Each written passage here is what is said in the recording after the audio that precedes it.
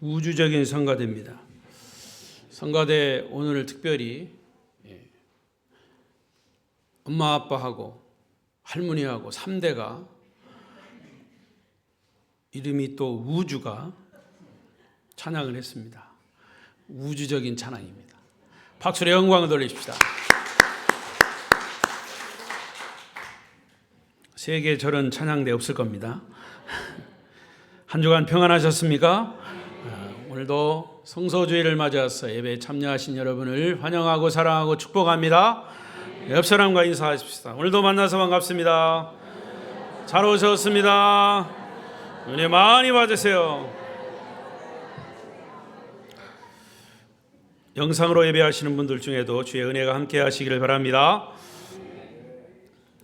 오늘은 12월 둘째 주일로 개신교에서는 교파를 초월해서 초교파적으로 지키는 성서주일입니다. 성서주일, 성경의 중요성을 우리 한국의 성도들에게 새롭게 인식시키기 위해서 지키는 매우 중요한 주일입니다. 우리 기독교는 여러분 무엇을 믿고 있습니까? 라고 질문할 때 성경에 기록된 하나님의 말씀을 믿습니다.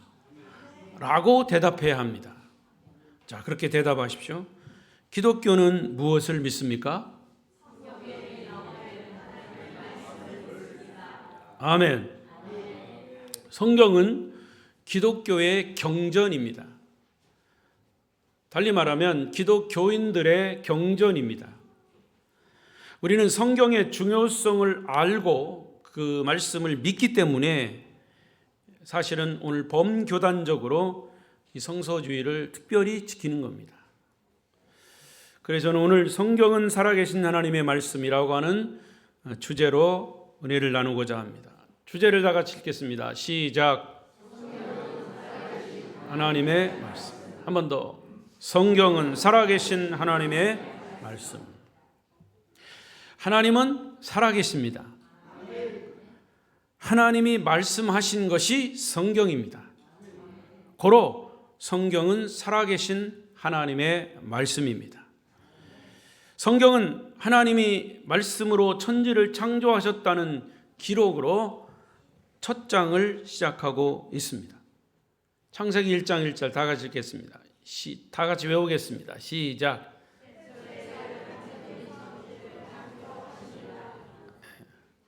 그냥 모르면 거식이라고 하세요. 태초에 하나님이 천지를 창조하시니라. 시작. 아멘. 그렇습니다. 창세기 1장 1절은 그렇게 선포하고 시작합니다. 근데 창세기 1장 전체를 보면 하나님이 이르시되 이러는 말이 10번이나 반복되어 나옵니다. 창세기 1장에.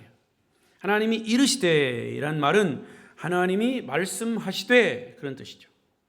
자, 요한복음 1장 1절부터 3절을 같이 읽겠습니다. 시작. 태초에 말씀이 계시니라. 이 말씀이 하나님과 함께 계셨으니 이 말씀은 곧 하나님이시니라.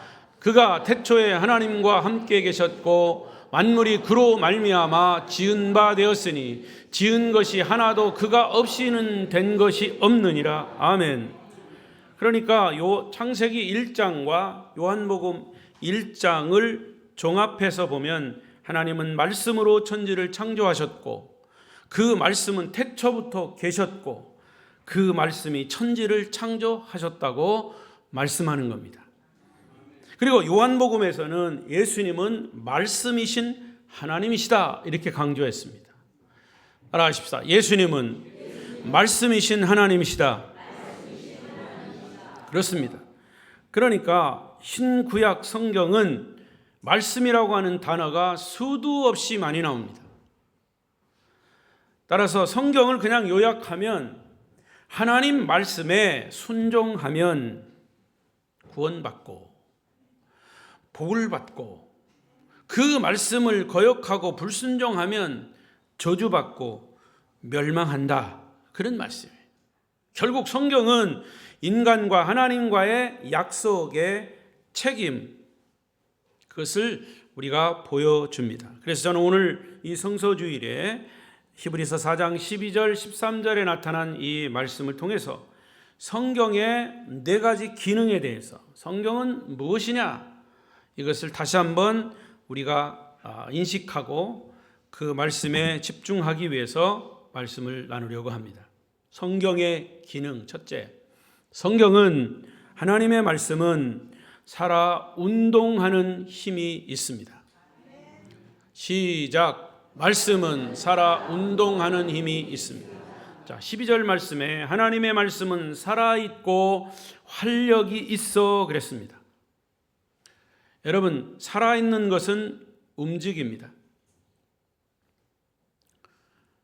벌써 움직임이 없는 사람이 있어요. 눈을 감고.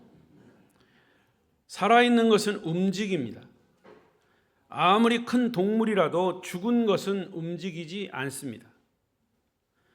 아주 작은 세균도 살아있는 것은 움직입니다. 왜 말씀이 운동을 합니까? 말씀하신 하나님이 살아계시기 때문입니다. 사람들은 2 종류의 신을 섬기고 믿습니다.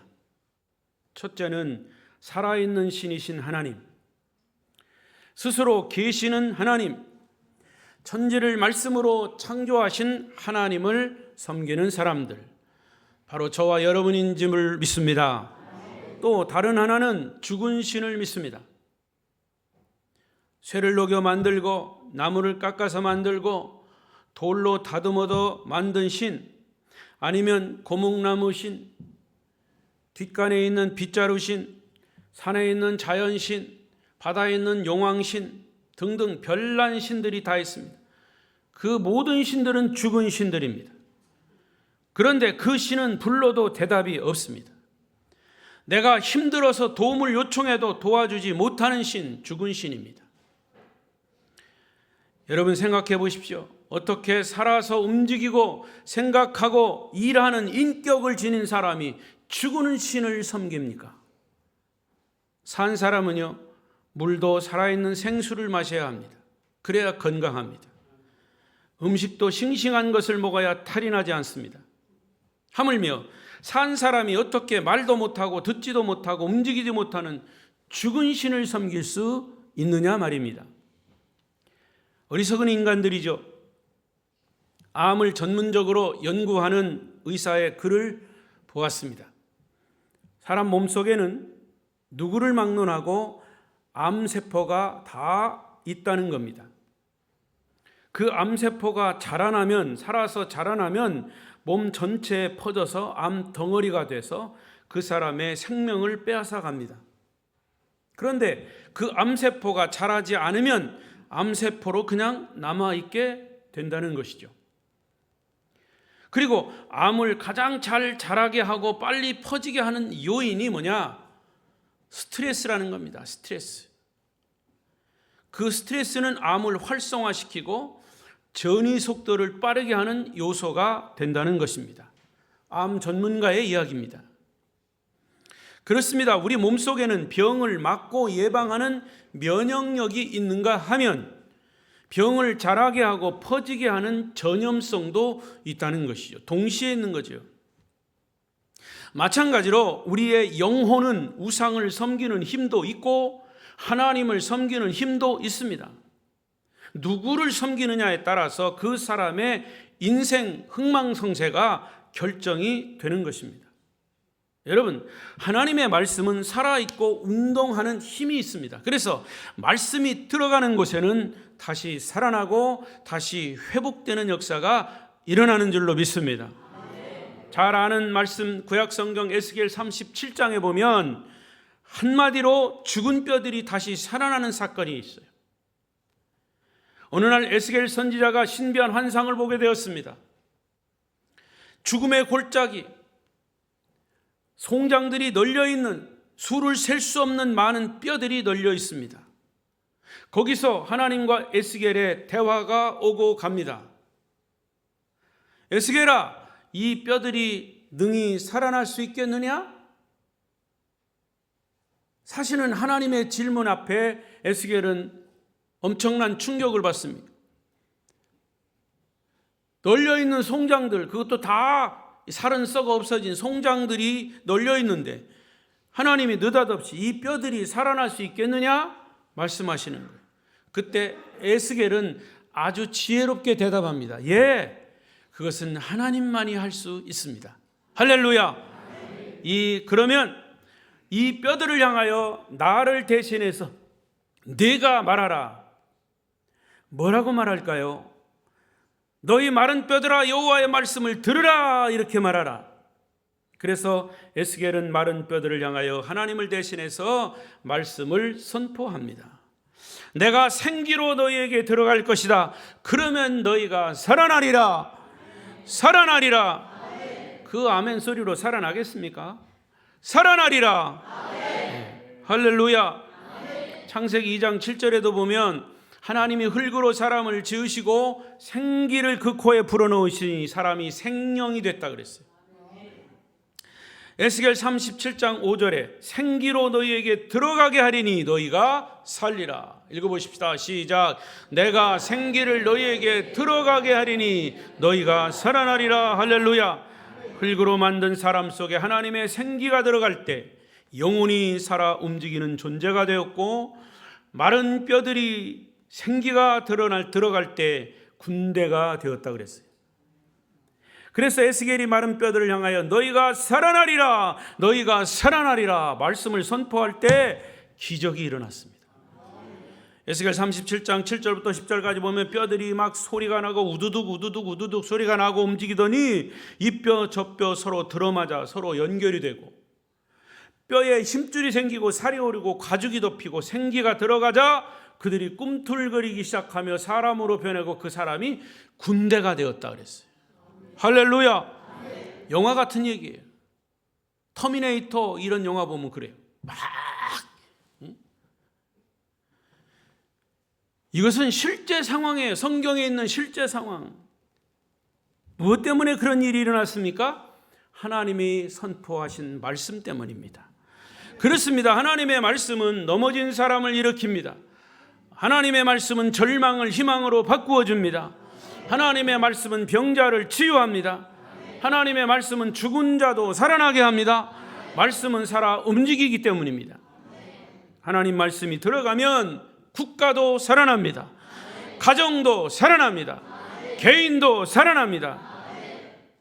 우리 장로님 기도하셨지만 지금 우리나라가 어느 때보다도 위기에 처해 있습니다. 지도자들이 하나님의 말씀을 듣고 나라를 평화롭게 이끌어가기를 위해서 우리가 할 일은 다른 거 없어요. 우리는 힘도 없어요.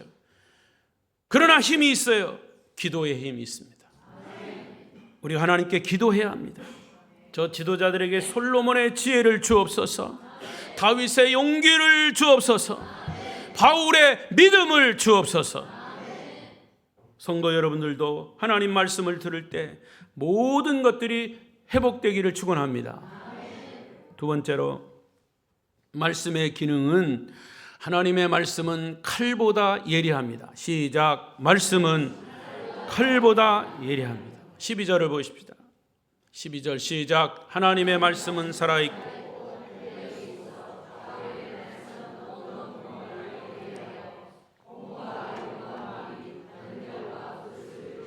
쪼개기까지 하며 또 마음의 생각과 뜻을 판단하나니.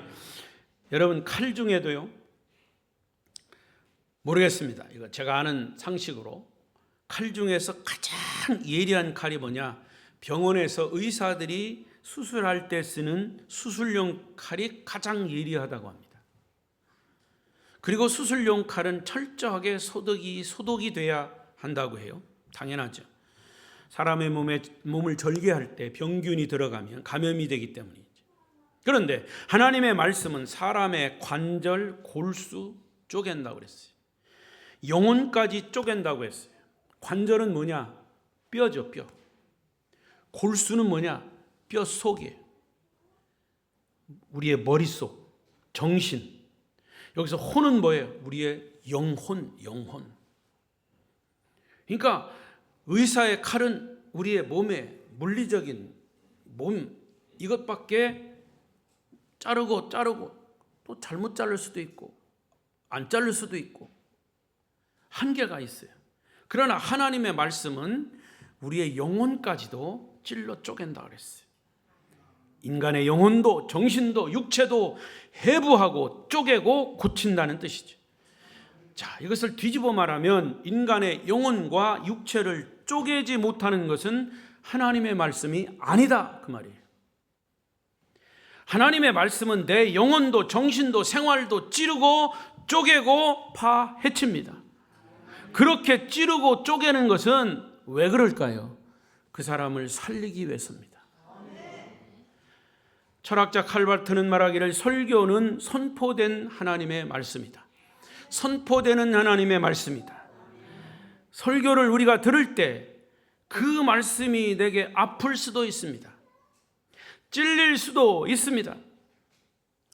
아프고 찔린 그런 느낌이 되면 내가 영적인 병이 있구나. 내가 지금 수술을 받고 고침을 받고 있구나 라고 생각해야 합니다. 그런데 안 그래요.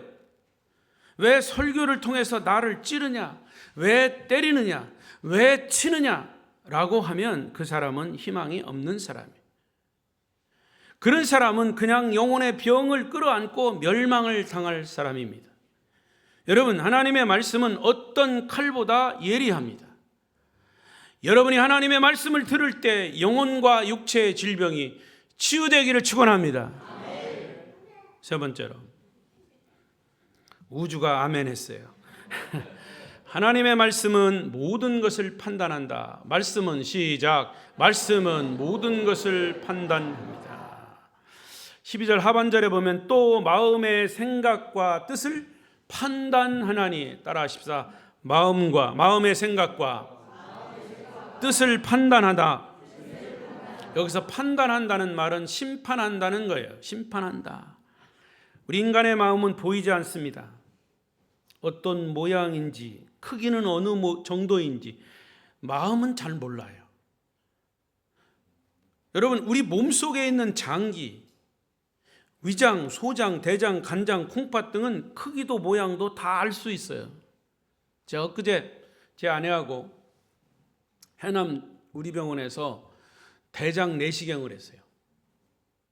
제 아내는 위 내시경, 대장 내시경.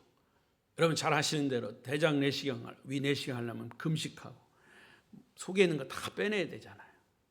그것도 힘들어요, 사실은. 그거 힘들어서 또 안 하는 사람도 있더라고 보니까. 근데 그렇게 다 빼내야 그 의사가 뭐 집어넣고 뭐 하잖아요, 내시경. 다행히도 감사하게 장도 그렇고 위도 그렇고 깨끗해요. 아멘. 아멘. 그렇게 우리의 몸속에 있는 것도 다 보는 거예요. 이게 들어가서 다 보인단 말이죠. 그런데 그 내시경이 장에 들어가고 위장에 들어가도 마음이 보입니까? 마음은 안 보여요. 그래서 우리 속담에도 10길 물속은 알아도 한 길 사람의 마음속은 모른다 그랬어요. 내가 내 마음도 잘 몰라요. 그 전에 아마 젊은 사람들은 잘 모르지만 그 전에 노래 가사도 내 마음 나도 모르게 꿈 같은 구름 타고 천사가 미소를 짓는 지평선을 나네, 뭐 그런 노래도 있었어요. 자기 마음은 자기도 모른대요. 아침 저녁으로 변하고 환경에 따라, 사건에 따라, 시간 따라, 계절 따라, 사람과의 관계에 따라 변하는 것이 사람의 마음입니다. 더군다나 다른 사람, 내 마음도 모르는데 어떻게 옆에 있는 사람 마음을 알아요? 여러분 조심해야 할 것이 있어요. 옆에 있는 사람, 다른 사람 말하고 행동하는 것 보고 추측합니다. 저 사람 왜 그래? 저 사람 저럴 거야? 추측해가지고 그걸 결론 내리고 그 사람을 나쁘게 만들어요. 이게 무서운 폭력입니다. 예수 믿는 사람은 그래서는 안 돼요. 우리의 마음도 내 마음도 모르는데 어떻게 다른 사람의 마음을 알고서 그것을 결론 내리고 그렇게 함부로 얘기합니까? 그러나 하나님은 내 마음과 내 생각과 내 뜻을 낱낱이 다 아십니다. 우리의 모든 사람의 마음을 아시는 줄로 믿습니다.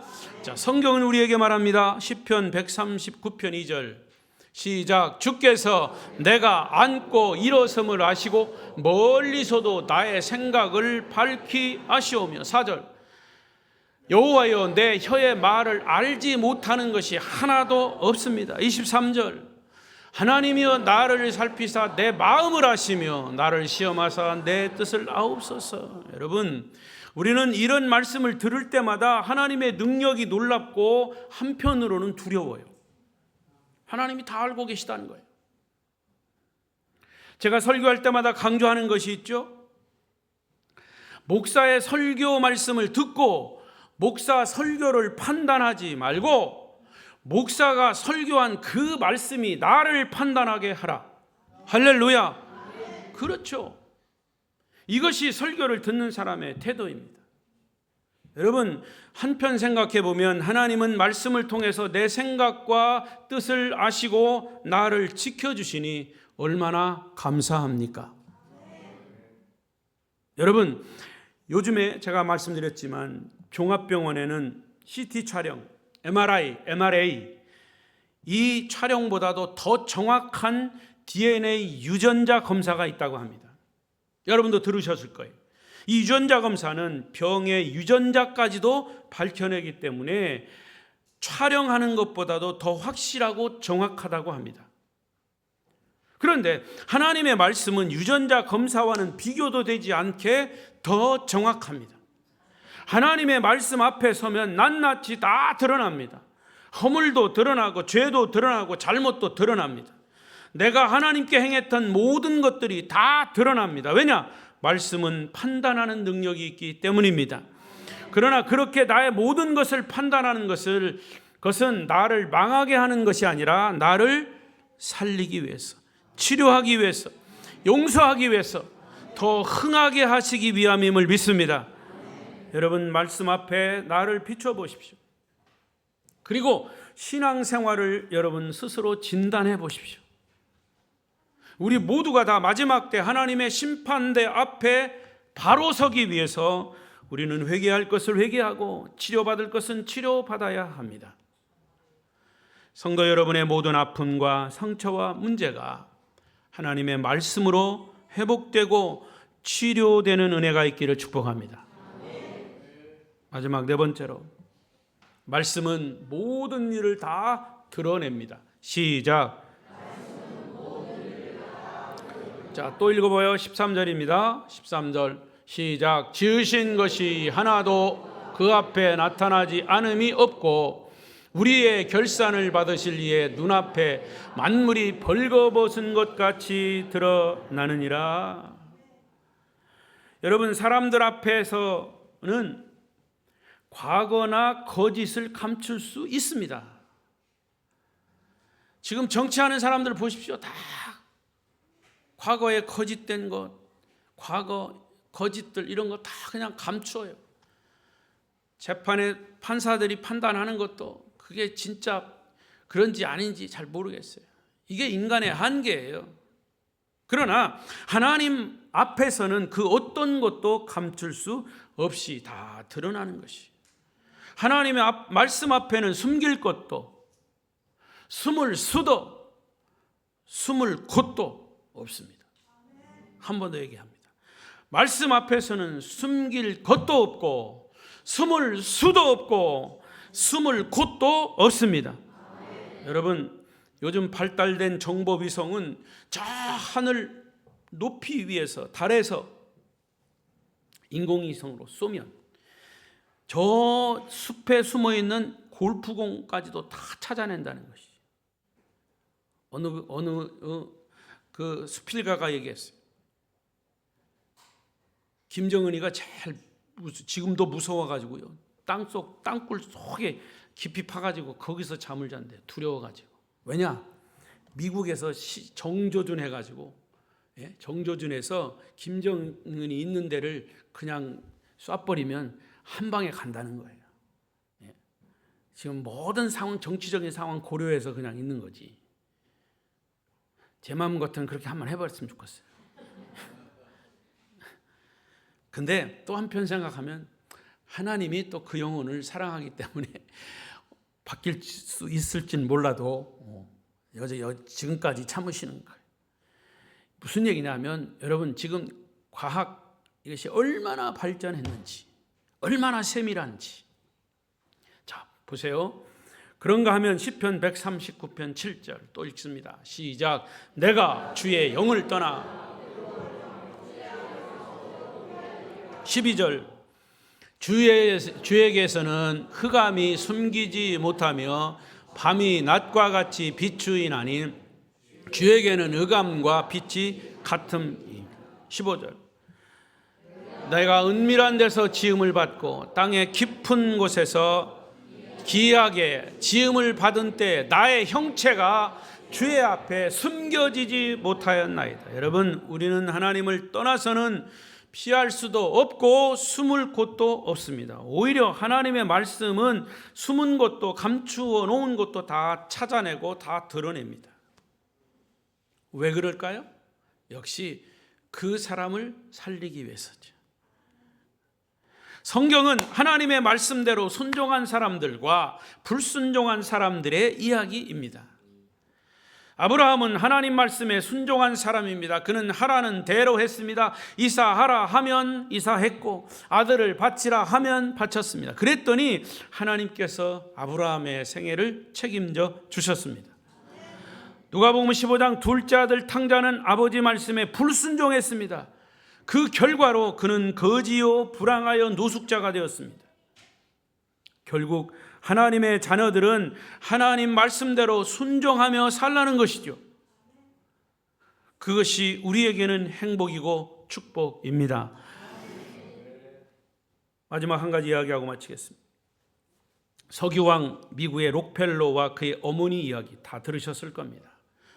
록펠러 어머니의 교훈이라고 하는 표제로 한때는 뉴욕타임즈에 의하면 금세기 갑부, 세계 최고 갑부 16명, 미국의 석유왕으로 알려진 록펠러가 16명 중에 가장 최고 1위입니다.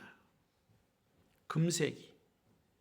록펠러는 33세 때 백만장자가 되었습니다. 그때 백만장자는 얼마입니까? 100만 달러. 14억이에요? 그때. 근데 지금은 백만장자라고 안 하죠? 억만장자라고 하죠. 억만장자면 얼마입니까? 하여튼 모르겠어요. 많긴 많아. 하여튼. 근데 33세에 백만장자가 돼서 그때. 그러니까 1930년대.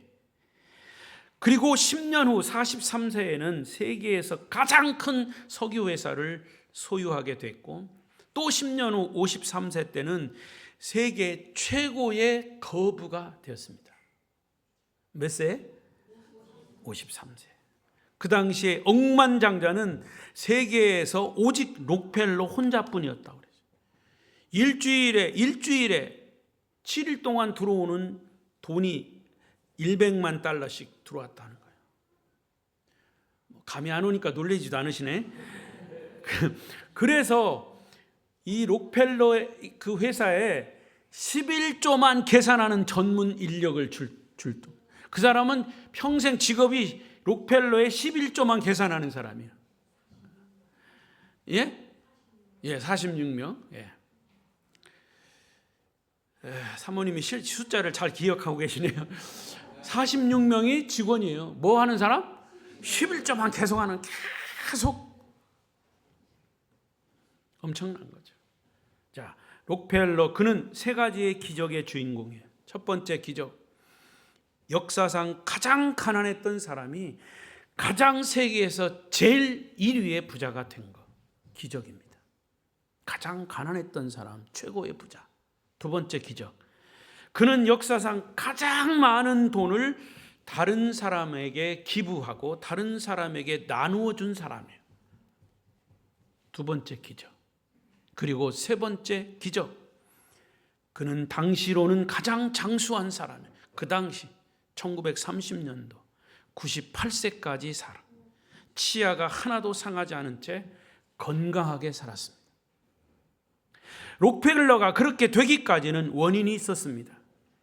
그가 53세 되던 어느 해에 의사로부터 진단받았습니다. 당신은 1년 이상 절대로 살 수 없습니다. 사형 선고를 받은 거죠. 청천벽력 같은 소리에 정신이 번쩍 든 그는 어머니로부터 물려받은 성경책을 가슴에 품고 밖에 나가지도 않고 성경을 읽기 시작했습니다. 읽고 또 읽고 또 읽고 그러던 중에 한 구절이 그의 눈에 확 들어왔습니다. 그리고 마음을 감동시켰습니다. 그 말씀이 누가복음 6장 38절. 거기 보면 주라 나왔네요. 시작. 주라 그리하면 너희에게 줄 것이니 곧 후히 되어 누르고 흔들어 넘치도록 하여 너희에게 안겨주리라. 너희가 헤아리는 그 헤아림으로 너희도 헤아림을 도로 받을 것이니라. 이 말씀이 록펠러의 마음을 팡 쳤습니다. 그리고 그를 흔들어 놓았습니다. 록펠러는 그때 이 말씀을 가지고 묵상해 보니까 자기가 그때까지는 돈을 모으는 데만 열중했습니다. 모으고 또 모으고 또 모으고. 그래서 세계 최고의 갑부가 됐습니다. 그리고 모으는 것이 전부라고 생각을 했습니다. 그런데 성경에서 하나님이 말씀하시기를 나누라 나누라 나누라 나누라, 그 말씀이 강하게 그의 마음을 때린 것입니다.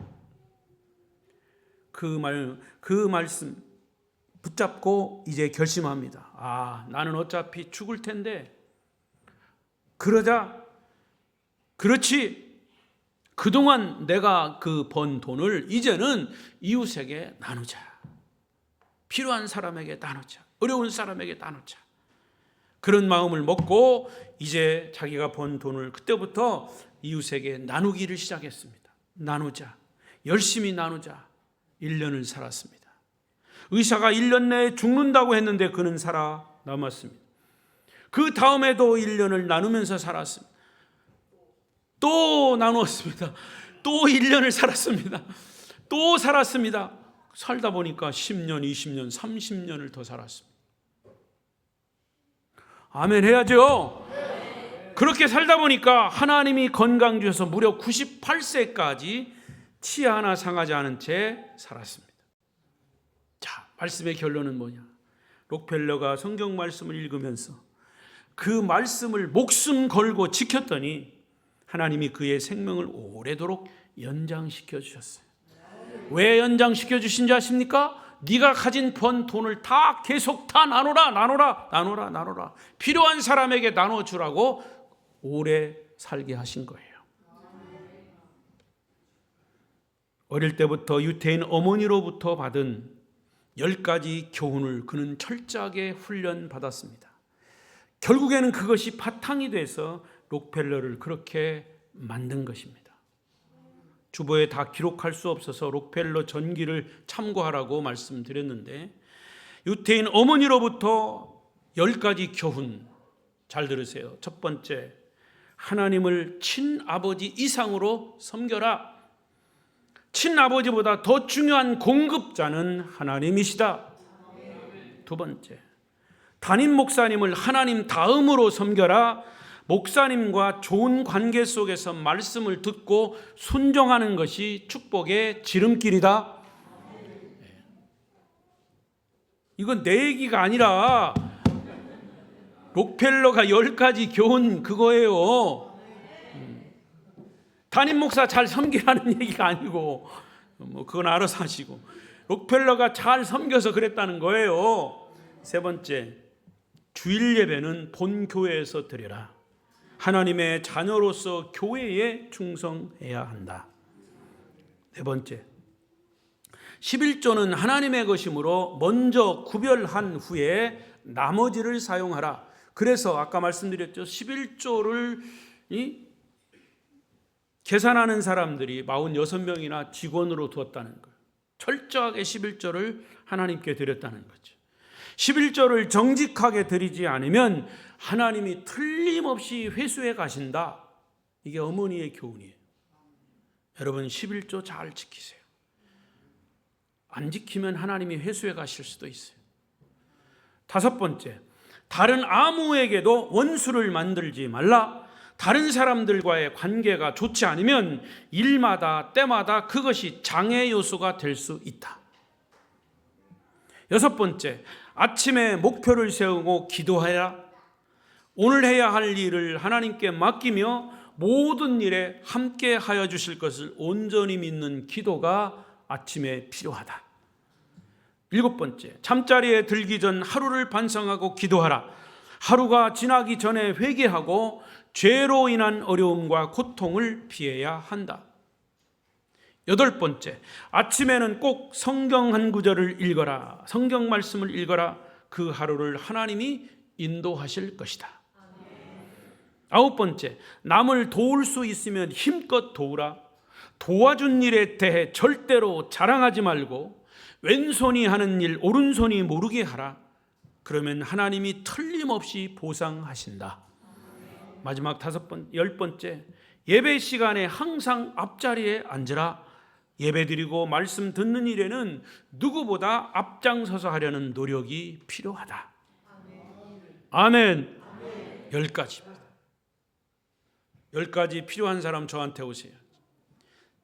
제가 폰으로 메시지 보내드릴게요. 말씀을 맺겠습니다. 성도 여러분, 믿음이 있느냐 믿음이 없느냐, 신앙이 좋으냐 나쁘냐를 가늠하고 구별짓는 기준은 하나님의 말씀대로 사느냐 안 사느냐.